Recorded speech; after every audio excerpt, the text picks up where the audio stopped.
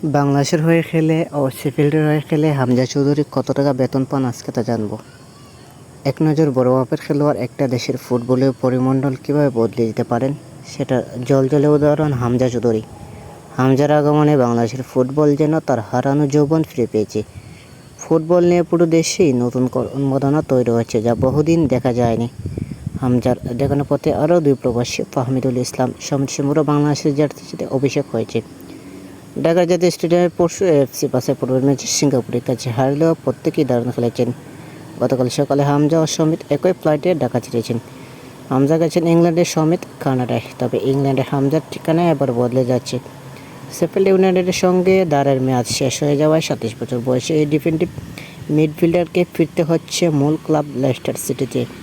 লেস্টারের সঙ্গে তার আরও 2 বছর চুক্তি আছে, যদিও গ্রিসের ক্লাব অলিম্পিয়াকোসে নাম লেখানোর সম্ভাবনার কথাও শোনা যাচ্ছে।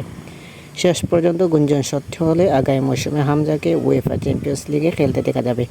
তবে ক্লাব পরিবর্তনের ক্ষেত্রে তিনি নিশ্চয়ই আর্থিক বিষয়ে আশ্চর্য ভেবে দেখবেন।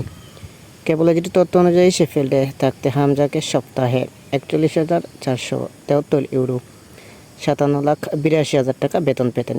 সেই হিসেবে ক্লাব থেকে তার দৈনিক আয় ছিল 5,924 ইউরো, 8,24,000 টাকা। 27 জানুয়ারি